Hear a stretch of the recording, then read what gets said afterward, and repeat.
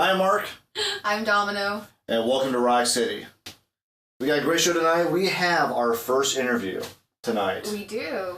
We are popping our interview cherry, as it were. Yes, with Ryan Squared. Ryan Squared, the two Ryans of ADAKAIN. Yes, Ryan Ray and Ryan Carroll. Yes. So we got that on tap. We have a new segment called Rock and Roll DNA. And that will kind of, it's a new segment we're going to start doing. It's going to give you more insight into how our music history and our being has come. That's what brought us into all this. That's right. And of course, music news and our pick 3.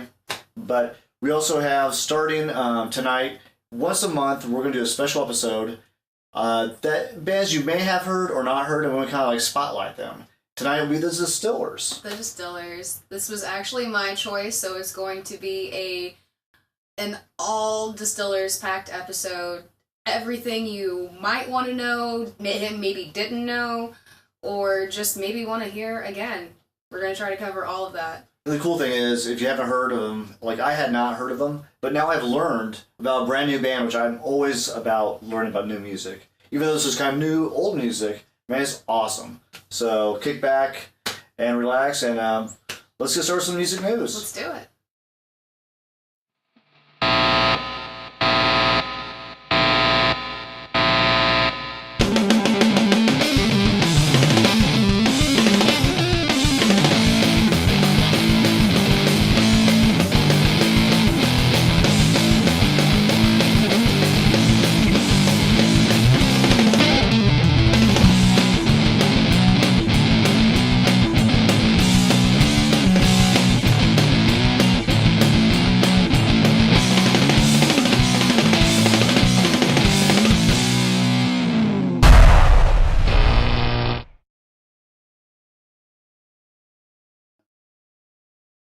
All right, time now for music news.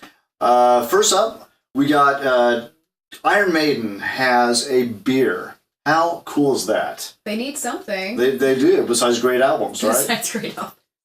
And it's after, I know, one of your favorite albums that has the Trooper on it. The Trooper. Right. Got me into Maiden. And so they have a beer called the Trooper. Right now it's only available in the UK. They say soon, it came out May 8th, or May sometime of this year.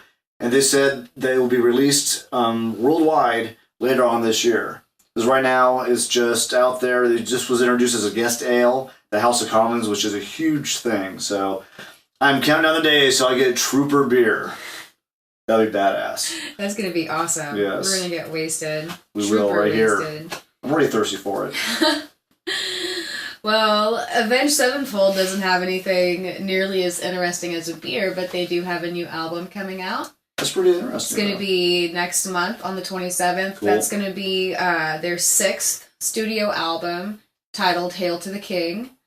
And what's really cool is that their cover art, they did a scavenger hunt where it led them through different websites that were hosting different pieces of the artwork. Wow. So if you were a diehard fan and you really wanted to get a sneak peek at their album art, you would go on the scavenger hunt to various websites to get all the pieces. That's pretty cool because, the internet has kind of taken away some of the fun. Yeah, exactly. Getting artwork and getting, now people just download music. And I get it, and I do it too, legally. But iTunes. But I still buy, as you can tell, a lot of CDs. I'd like to have that physical. So I think for the people that don't do that and get the physical CD, at least they have an opportunity to see the artwork. Right. Come to life, actually. Right. They get a search for it. And the artwork is personal for the band. Because that's something that, they have to collaborate on. They have to go through the process of picking and choosing what's going to be on the album. So exactly. That's kind of getting a glimpse into their process. Right. Which I think, a lot of people don't get a chance to see how artwork is picked and how, it comes to life. They just go to the record store or other places and it's there. Right. So it's kind of cool to see behind the scenes. I think that's a great idea. Absolutely. And Dio had just released a special version of Magica. Magica came out back, I want to say it was like 2000. And it has been out of print for quite some time. I do have a copy, actually, in there, and it's signed by Ronnie James Dio, which is pretty damn cool. And so I got an out of print signed one, so that's really, really damn cool to me. But they just... You're like a god among men. You do realize that, right? Yeah. He just released, or obviously he didn't because he has passed, but his wife, she Wendy, she handles all of the merchandise that's been kind of going after he's passed, and she released Magica in a 2-disc version, and the first disc is the actual CD of what you had heard before. The second disc is pretty cool. It's him telling the story, like speaking it. And then there's a bunch of songs that are supposed to be Magica 2 and 3 that will obviously never happen. And then a bunch of cuts of live bootleg shows. So it's pretty cool. And it's really, reasonably priced. So go check that out. That sounds amazing. Yeah. I'm going to have to. Something else that we're going to have to keep our eyes out for later this month. On the 19th of this month, Metallica is going to make an appearance at Comic-Con. Nice. Which is kind of odd because that's the biggest known gathering of nerds. And you've never gone, have you? Oh, I go to cons every year if I can. Nice. I'm a huge nerd. I'm totally proud of that, though. But it's kind of funny that at a huge gathering of comic book people and people that are into all manner of things, that Metallica, which is one of the most unnerdy bands of all time. Yeah, definitely. But yeah, they're going to be making an appearance. They're going to discuss a film called Metallica Through the Never. They're going to have the filmmaker himself, Nimrod Antel. Huh. I'm going to try not to make any fun of him. Never. But it's going to be in 3D. Wow, that would be cool. It's going to feature... the guitar can right out to you. Yeah, exactly. They're going to have that at the San Diego Convention Center. Nice. And they're going to have the producer... and they're also going to have a super secret show after Comic-Con. Really? Obviously, we don't know any details, but that's what we hear. Word on the street is that... now it's not so secret if they've heard it here. Right. But no, even the band had said, we can't just talk about the film. Really? We're in San Diego. We want to play. So that's why they're going to have a chat at the hall where they're going to see the movie, and then they're going to have a super secret show, I guess, that, people that go to Comic-Con, you might be able to get a heads up. Yeah, most definitely. So definitely go check that out and go see some super secret tunes. What a cool vacation that would be. Exactly. Head out there, hit the beach, and then go to Comic-Con and then see Metallica. Yeah. That'd be one hell of a vacation. That's killing 2 birds with 1 stone. It is. I love it. Well, great. Well, that's all for music news. All right, we have a new segment this week, and this is going to be something we'll probably do every week. It's called Rock and Roll DNA. It will tell you guys a little about us as far as music, how it kind of shaped us as a music lover. So you know that we're real people with feelings and emotions, just like you. Right, because I'm sure watching this, you think no. Okay, sticking with the whole punk theme this week, what we're going to do is what punk album has kind of shaped us as music lovers. What's yours? I'm going to have to say that Social Distortion, and it's not just a Social Distortion album, it's any Social Distortion album. It's one of the few punk bands that I can say that I've seen in concert every time that they come to Dallas. Nice. And I have this odd connection with Mike Ness for some reason. He sings something and it just makes sense.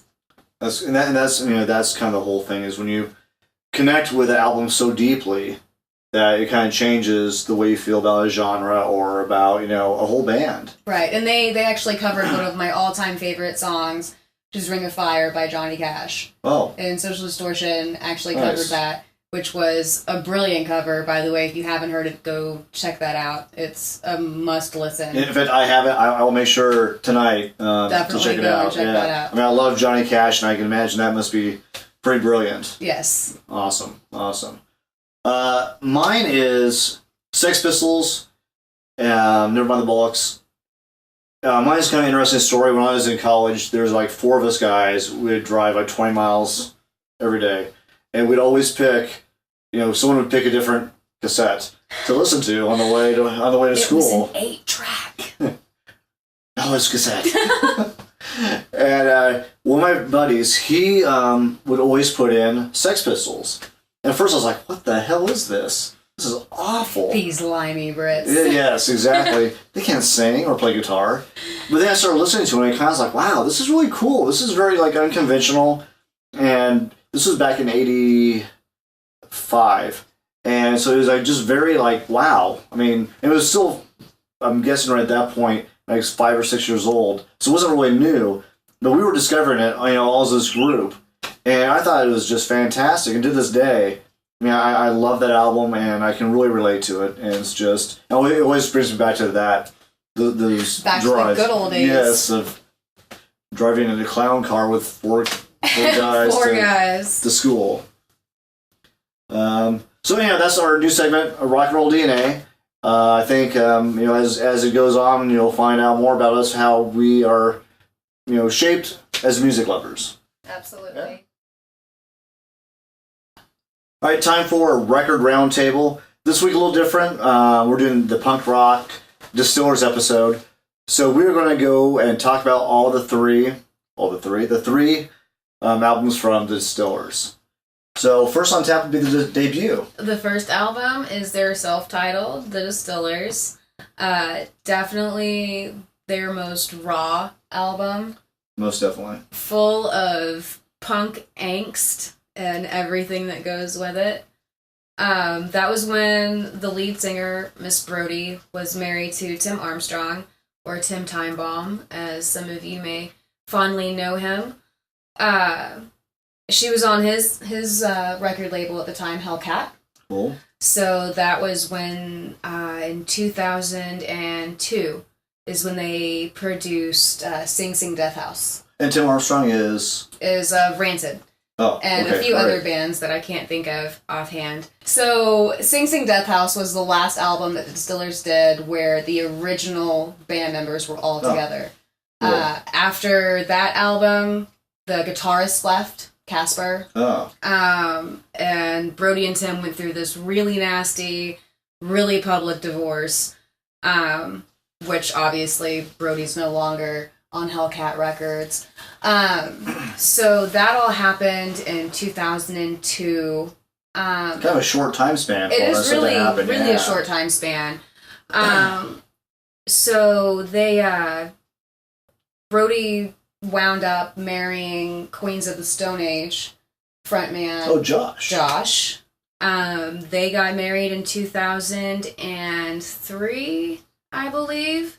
That's right around the time Coral Fang came out, which was the band's very first major label debut. Which is fantastic. Which is phenomenal. That was the first album you got me to listen to. Yes. And I was like, wow, why did I not, give these guys a chance before? Because, man, that was really good. It's a lot of raw talent in the band. But it's really sad, though, because the band broke up in 2005. So it's like about a 7-year life, something like that? Yeah, about a 7-year span, which for a punk band is quite an accomplishment. That's true, yeah. Definitely not all with original members. I mean, Coral Fang, they actually had the drummer from the Nerve Agents, Andy Granelli. I get it. The words mixed up every time. This punk's is okay. Yeah, it is, because nobody fucking cares. Right. But yeah, the catalyst of, the Distillers kind of disbanding was happy news, because Brody and Josh, they're expecting their first child together. So it was kind of funny, in an interview that I read with Brody, she said it was kind of just time to grow up at that point. We were past the the all-nighters of screaming your head off and slamming vodka and smoking a pack of cigarettes in a night and then going back and doing it again. So growing up. Then exactly, Yeah, growing up, yeah. becoming an adult. Right. So yeah, but I mean, Looking forward to that day someday. I say that every day. When I grow up, I want to be just like Brody. Right. But yeah, that definitely, that wasn't the last that we heard of Brody by any means. Because they had another band. She had another band after that, correct? She started another band after that called Spinneret, which I actually played you a song. Which is a lot different. I thought we had the same kind of groove in there and the same angst, but it was like a little tamer and a little more melodic, and just it had a really cool feel to it. Yeah. Yeah. She it was kind of funny, the album or the song that I played for you, I'm fairly certain was the music video that they produced with Liam Lynch. Oh, really? Who actually, or it might have just been that album, but they produced with Liam Lynch, who actually directed Tenacious D and The Pick of Destiny. That's right, because we had talked about that on the previous episode. Yeah, that's very cool. Yeah. And everything kind of like goes in a circle. Yeah, they're all connected somehow in this crazy universe. Music world, yes. That for me, being able to listen to a band that, has basically broken up, about 7-8 years ago, but has this legacy and has this real, following. And, going through not really knowing a lot about it and listening to it was like, wow, it kind of opened my, my mind up to like, oh wow, this is really cool stuff. And it's like they really had this. And for me, after I listened to it, that is where Courtney Love got her inspiration. She got her foot in the door with because there was a lot of bands at that time. Well, not a lot of bands, but you had a lot of angry chick punk rock bands like L7. Right. They've had all their music has been they've been everywhere. I actually saw L7 back. It was in the early 90s. They opened up for Faith No More. Oh, wow. And it was a great show. It was on the Angel Dust tour for Faith No More. And L7 came out, and it's like, wow, it was really raw. And very, very, not what I was expecting. I had listened to their cassette back then. and but it was really good. And I really appreciate that kind of punk raw sound. And then, of course, then Faith No More came out and is a little more polished. Right. But I was like, wow, that's very interesting. So, yeah, that was very cool. L7, one of their songs was actually in one of my favorite movies of all time, which was Natural Born Killers. The scene where Juliette Lewis goes apeshit, beating the shit out of those guys. Right. That's the... They're playing Shit List. Really? By L7. Wow. I remember the first time I saw that movie, and I said, I have to find out who sings that song, because I love it. Right, it has so much, that really lent to that. If you're having a bad day, listen to L7. Just put on that song. You'll feel much better about yourself. You'll feel so much better. That's true. Yeah, well, I'm really glad. Thank you for opening me to another, to another band I have never listened to before. So it was cool. I had a great time. Anytime. Yes, excellent. It's time for Rock Cinema. Again, hanging that whole punk theme. And this is the most classic punk movie. Sid Nancy. Yeah, it's an iconic movie. It's the punk rock Romeo and Juliet. Yes, exactly. It really is. And the sad thing is, it was a true story. It is a very true story. Yeah. It's a story that is shrouded in infamy. And it has a great cast. An amazing cast. Gary Oldman, who is a phenomenal actor. He's out of this world. He makes you believe that he is addicted to heroin and hardcore addicted to heroin. Oh, yeah. Definitely in this movie embodies the ideal of a junkie. He, in fact, 100%. Yeah, you think he is Sid. Oh, yeah. There's no doubt. When I saw Sid and a picture of him, I was like, oh, is that Gary? No, that's Sid Vicious. Yeah, it's like, but man, he makes himself that character. Yeah. And And then Chloe Webb, kind of character actor. She's been in some things here and there, some kind of bit parts in movies. She does a fantastic job as Nancy. She definitely, she took it to another level. She really did. And I love how the movie, it shows how just innocently it starts off. It's just a random chance meeting. It's a sweet love story. And but it's so terrible because they only bonded over the one thing that eventually killed both of them, which was drugs. Yeah. It was, hey, can you get me some drugs? Yeah. Which is really funny because until that point, Sid never did drugs. Yeah, they kind of got him on this downward spiral. He could never really come back. And it's funny because I remember one of the lines in the movie is where Nancy is shooting him up for the first time. Yeah. And she grabs his arm and she's like, "You've got really good veins." I'm like, "Yeah, not for much longer." Yeah, they'll be collapsed. Yeah, they're going to be gone in a few years. But the acting in the movie is phenomenal. Yeah, they tell the story 100%.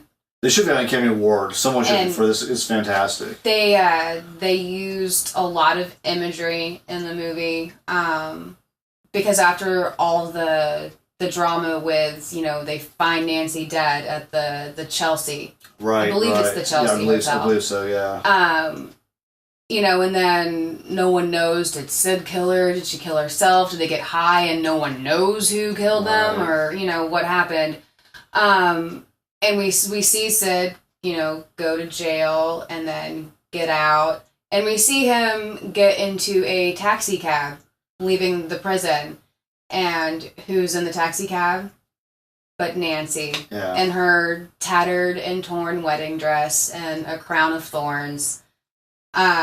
Which is really sad, but kind of just symbolizing that he's never going to be free of this. No. Like, it's going to come back and it's going to kill him.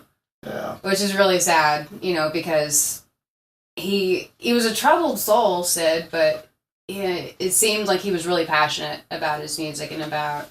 Well, I think he was. He was really... Because they were kind of, they were the innovators, and they were making a whole movement out there. Mm-hmm. And he knew it. I think he knew it. He knew what was kind of going on, and they were like kind of fleshing out some of the stuff, especially in the UK, and they were making a statement. And I think if he wouldn't have gotten, hooked like that, he'd probably still be around, making maybe different music, but still, aggressive music. Probably. And so it's, it is really, spoiler alert, they do die. They die at the end. Don't get too attached to them, but they show a lot of the ups and a lot of the downs of their relationship. Well, he loved her. No, they loved each other. That's the thing. In their own sick, fucked up way. I mean, they really did. Those were the only two people in the world for each other. Right. It was like their own little dome. He would have done anything for her, and she would have done anything for him. Yeah, it was really. I mean, it's a sad, depressing movie, but it's such a work of art. It's just such a. I mean, if you're a true music fan, you need to check it out just to see. You need to respect the struggle. Yeah, you really do. You really do, because people forget. You can't listen to the music and not understand what the fuck was happening behind the music. This is why the music sounds the way it does. Right. This is what these people were going through. It's not just, I want to make some music and make a lot of money. It's true angst. It's true struggle and depression and all the feelings that we try to ignore, and this is what musicians actually do, is they serve it back to us. Exactly. And, to kind of get back to the movie, there are some pretty interesting cameos, too. Oh, yeah. Yeah, I mean... Courtney Love. Courtney Love, Slash. Iggy Pop. Yeah, Iggy Pop, yeah. And Courtney Love actually, as we all know, became sort of an actress. Well, she did become an actress, but I mean, it depends on how you look at it. She definitely, has kind of interesting role in there, because you recognize her now that you know who she is. You can pick her out easily. Yeah. Well, Slash and me being a huge Nirvana fan, I knew of Courtney Love. Right. So the minute I saw her, I was like, I know that's her. Yeah. Make sure to check this film out. Sid and Nancy. It's directed by, who's it directed by? Alex Cox. We'll not forget that name, I'm sure. It has cock in it. He also did Fear and Loathing. He wrote Fear and Loathing and a couple other really good ones. So I think he's definitely in that kind of genre where it's a little more different. But we give this film 2 horns. 2 horns way up.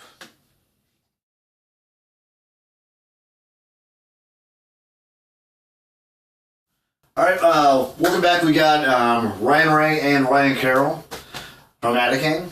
Hello, how are you? So, kind of tell us what's going on right now. I know that you have a lot of stuff on the plate. Yeah, we just signed a production deal with Jeff Blue, and he's the guy, Linkin Park, Limp Bizkit, Korn. It's a laundry list. You can Wikipedia it. I'm not going to sit here and tell you everything he's ever done. Which I have. Yeah. And it's a long... It's impressive. Long list, yes. And working with him has been awesome. He flew to Dallas, I guess, in February. Yes. And we kind of hooked up with him through another band called Emphatic. That's he got a deal for Atlantic Records, and ADAKAIN did a tour with them, and I guess that's how we found out about him. Contacted him, he ended up flying in and saw us, and kind of had a little music conference with us, and liked it, so we drove to LA, recorded some songs, and signed a production deal with him.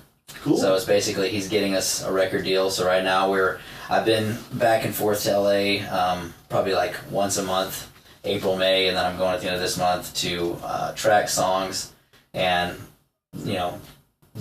demo them for labels. And so that's what's going on right now with us. So it's really exciting. I'm holding back how exciting it is because it's really sweet. I mean, that's huge, man. What we've been waiting for pretty much our whole career, something like that. And congratulations, because I've known you before, ADAKAIN, for quite some time. So dude, that's awesome. Thank you. That's really cool. Yeah. So, do you have any idea like what the album might be called, or no?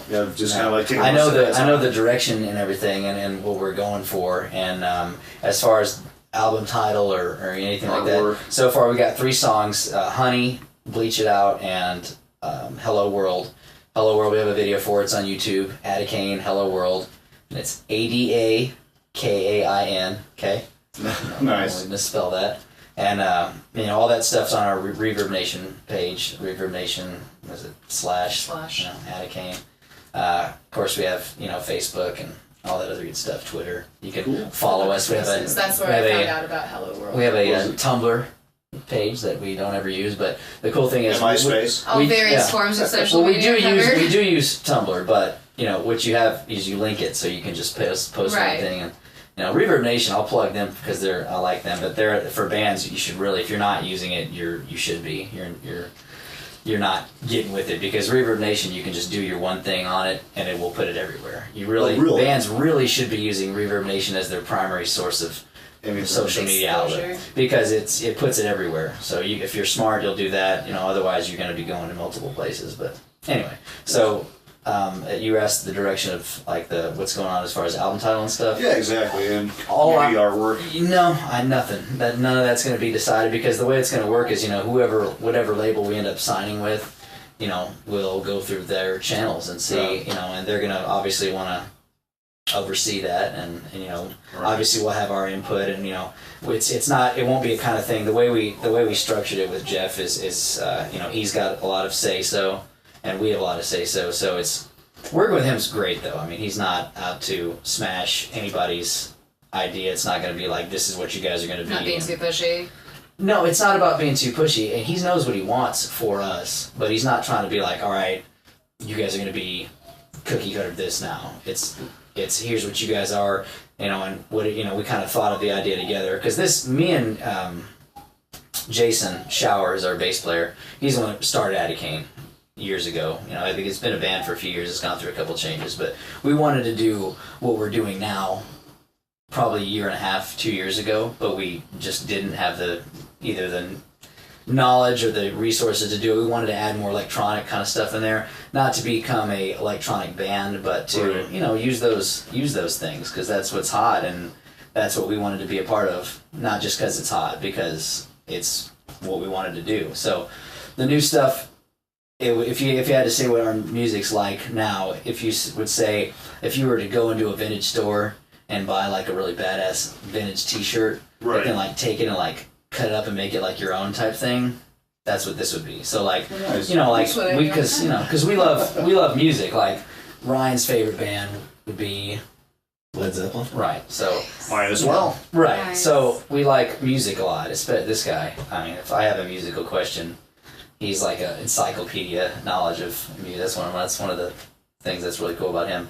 But like if we just like music. So if you would take like the older stuff like Alice in Chains, which is my favorite band, and then take those elements and mix them with newer elements, and do something still rock but fresh and exciting and a little edgy, but not not shock rock, but just take those older elements and mix them with the newer stuff. That's what we want to do. That's what our new stuff is, and Awesome. That's where it's going. Very cool. Very cool. So do you have? Tell me, what do you think about the Dallas music scene right now, and where it's kind of at, and where you're kind of like fitting into it? I don't think that we sound like what's going on in the Dallas music scene. I've always, I'm from Dallas, so I'm, gonna support it no matter what. It's been up and down in the last 10 years. I would say as a whole, you said where do we fit into it? Yeah. As far as I mean, I don't know. Do you have an opinion on that? Yeah, I mean, what's going on there is, very different from what we're trying to do. I think we're trying to go away from just, like the heavier metal kind of stuff. It feels like, I don't know, that's just not what we want to do anymore. That's what we've been doing, and I've been in this band now for about 6 years, and we've been just pounding away, keep trying to do that stuff, and it's not working for us. right, and kind of growing in a different direction. Yeah, I mean, something that's more organic and just not so painted into one corner. Right. Yeah, it's not boxed in, and that's what's cool about also with Jeff. He's got like ideas that are way outside of the box, and it's because it's cool working with him because he just has ideas and he'll say like, no, it's got to be like this and do this, try this out. Because we can always, when you have ideas and you're bouncing ideas up, because he writes with us and stuff. He's a songwriter, also. Right. So, he'll have some idea and be like, try this, and it's like, no way, that's And 5 minutes later, like, okay, I get it, Because Wow. at first you'd be like, fuck, but I'm gonna listen to him because he's, Right. he knows what he's talking He about. knows what he's doing. And it always, almost every time, if I think there's an idea that's like, I don't get that, and then 10 minutes later, I'm like, oh my god, that made the whole thing. So, yeah, I liked ADAKAIN. I've been friends with the band before I joined it. I've been in, a year and a half now. And I've known Jason for 12 years. I used to live with both of them, Jason and Ryan, because, I've known him forever. And it was, it's like more metal and Right. with singing vocals, not like just metal, but yeah, we don't want to do that, and not because we're trying to fit into what's cool now and follow some sort of trend that way, but because it just doesn't work for us anymore. I still listen to metal. But I listen to everything. But as far as we're trying to get back to the Dallas music scene thing, but I agree with what he says. It just a lot of the bands are doing, and I'm a fan of a lot of the bands here in town, and friends with them and fans. But it's a lot of the same, and I don't want to say that there's no bands that are standing out here, because there definitely are. There's a lot, especially in the indie type scene. There's a lot of bands that are popping out. And There's kind of two different extremes, though. There's a lot of bands that are, like you said, cookie cutter. They There's a all lot kind of of metal sound bands, similar, yeah. but then on the other end of the spectrum, you have some that are really diverse. Mhm. Some that you're just like, what? yeah, Really? there's a band that I've been a fan of for a long time that you're friends with and I'm friends with, and Secret Aborers. Yeah. And it's Oh, because me too. It's because Yes. I've always liked them, because it's like, it's some heaviness to it. It's definitely got heavy, but it's just really different. Yeah, but they harmonize so well. Yeah, they really do. I really like They it. do. I really like the electronics, and so that's a Yeah. band that I like. But a lot of good bands have come out of Dallas, but I'm just like the whole, like, I don't know. Okay, I don't know if this will be edited out. Well, you guys can decide if you're gonna edit it out. But one thing I don't like is the competition type thing in Dallas with bands. It's not All of the bands type. no, not like nonsense, or that. no? It's not like that. It's just not what I wish the Dallas scene would be a little bit more would be a little bit more brotherly with each other. Supportive. I don't think that they are. I think it's more like, who did you draw this night and how many people did come to. That doesn't fucking matter at all. Nobody gives two shits how many people you brought to your hometown show. It means absolutely nothing in the scheme of everything. It doesn't mean anything. If you look at the bands in Seattle in the 90s, all those bands piled in cars and went to each other's shows. Exactly. And all of them got signed. Right. Yep. You know what I mean? It's a brotherhood. Yeah. It wasn't like, fuck was those community. guys. It wasn't like, fuck those guys, you know. We're all out for the same thing. And there's some bands here that are genuinely down with each other, you know, and go see each other's shows. I know the guys in White Elephant make the circuit if Well, they sure. can when they're not sure, doing their own thing. but that's a band you're talking about that was in older bands that were used to doing that, like Pete from Slow Roosevelt. Those guys all did that in that early, what was that, late 90s, early 2000s Deep Ellum scene. They all went to each other's shows, Big Iron and all those bands. Everybody went to each other's shows, and all the shows were packed all the time. You know what I mean? Everyone helps each other. They stick with each other. Yeah, and I just think that if we could get back to that, and it's kind of getting back. The last like 5 years were not good. I don't think in the Dallas music scene. I think people stopped going before Trees reopened. Deep Ellum went through a really sucked. bad phase. It Yeah. sucked. Yeah, People you're quit right. going, and I credit a lot of that to Clinton and Whitney at Trees for, you know, not that they did it solely themselves, but I definitely, I've told them that before. I give them credit for kind of pumping the scene back up, because when he went through a lot of shit to get that place reopened. City board meetings and all kinds of, with a bunch of douchebag people that we would never associate with. You know what I mean? And he got it done, and that itself kind of sparked it. Now the music scene, there's people down there every weekend. There's restaurants and clubs and shit is opened up, and there's people down there. They put, you know, lighting and better security so people aren't Feel worried safer. about Yeah. getting your car broken into. And it's been a lot better thing. And the only thing that if it could keep improving would be to just be more positive about people and what they're trying to do in their bands, because that's what, you know, I think ADAKAIN and myself definitely try to do is just, you know, be positive. If you're going to be negative, then I just don't. Music's supposed to bring people together. It's Yeah. not supposed to divide people. And that's, you know, That's me- exactly right. And for me personally, like in my life, and I know ADAKAIN, we're not interested in negative behavior. If you're going to be negative, if you're going to sit there and we're just going to sit around and talk shit about people's bands and like, you know, go fuck yourself. I don't come around me. I don't want to hang out with you. You know, just go away. Right.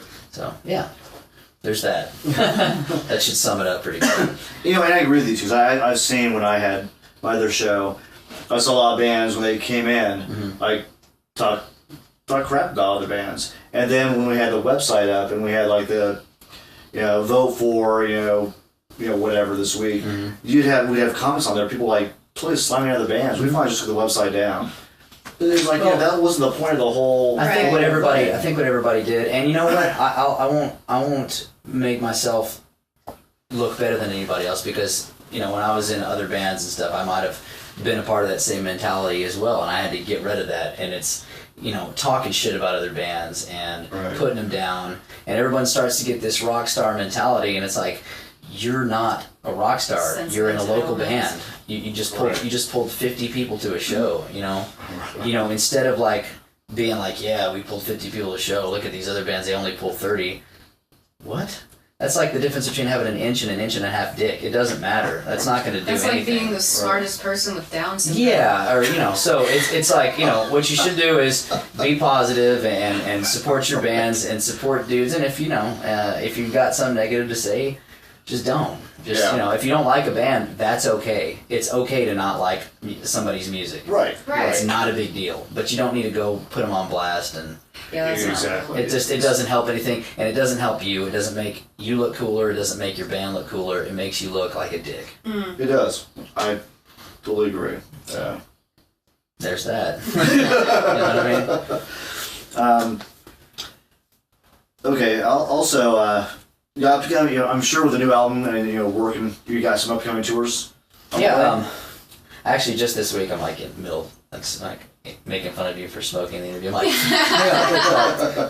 these are great, by the way. If there's this company out there that wants to send us endorsements for we'll these smoke your e-cigarettes, shit the whole time. I'll start smoking. No, I had like 2 of my friends started because it's not cigarettes, and it's flavors, and so if you're out there and you're watching this, I'll give you my address and you can mail me some shit. But Give me hooked. Yeah.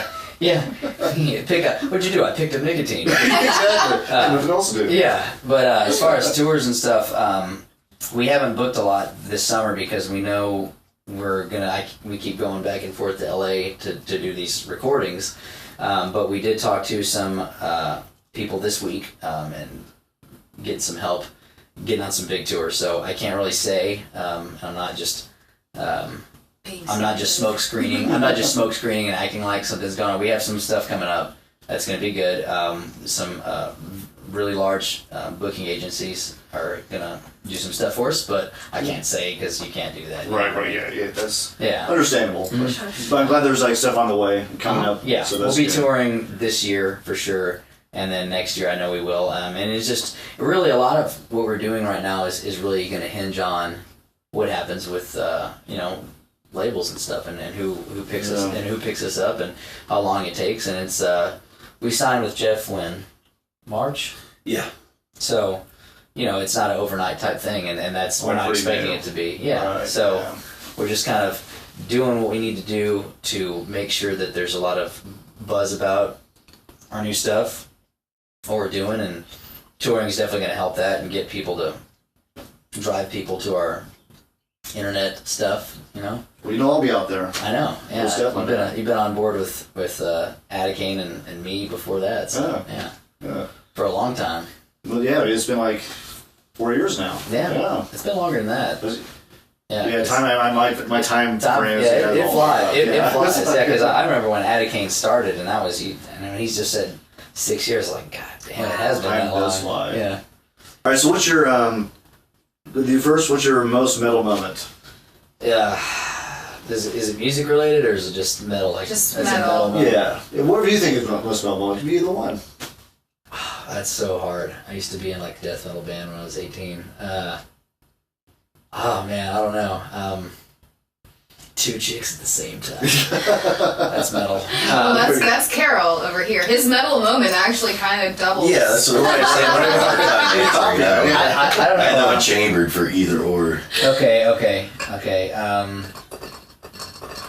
I was in a death metal band. It was kind of death metal, thrash metal when I was like 18. It was called Descent.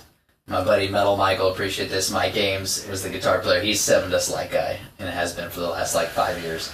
But we were in a band when we were young, and we had this Halloween show, and so we got these 2 stakes, like wooden poles that were filed at the ends, so they're sharp. Right. And we went and got pig heads, like actual pig heads, and put them on the stakes on the stage, Wow. and like straight up like this is metal, and we like had we had the guy fake a power outage, the light guy.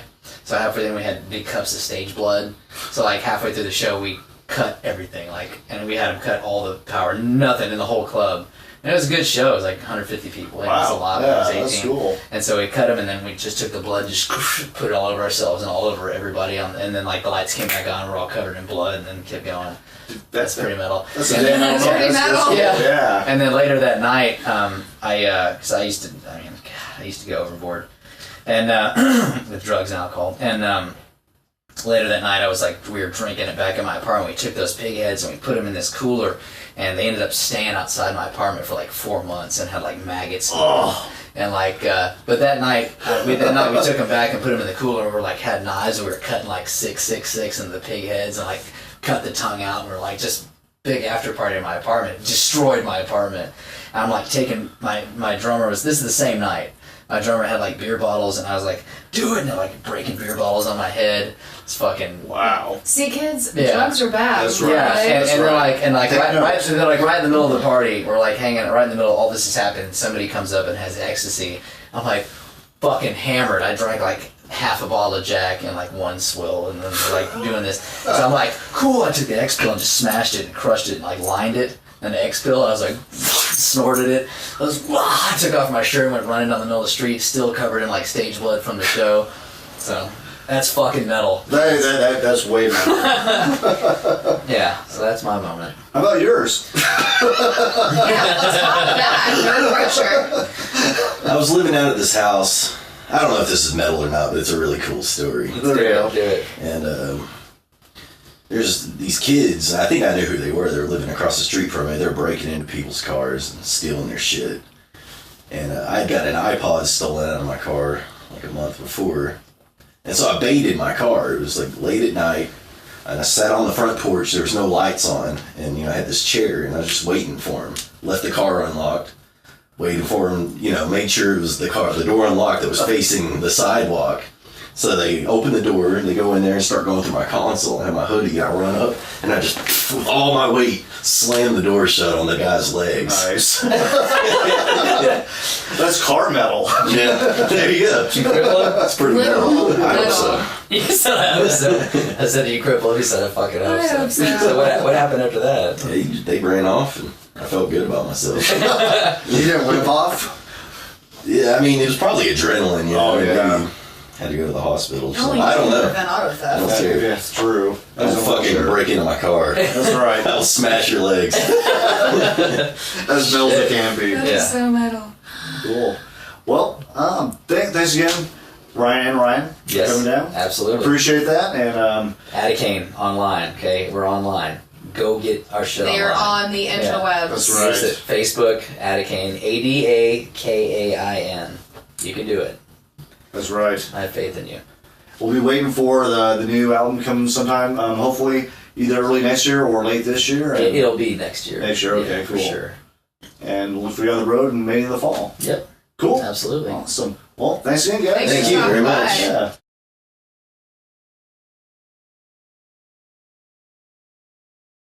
All right, great concerts around town this week. We have Gigantour with Megadeth / BLS, Black Label Society. For those who don't know, should be wrong if you're watching this. Ashamed of yourself. That's right. Device, which is David Draymond from Disturbed, his new project, which kind of sounds a lot like Disturbed. Oh well. Oh, well. Newstead, you know him from Metallica fame. Metallica.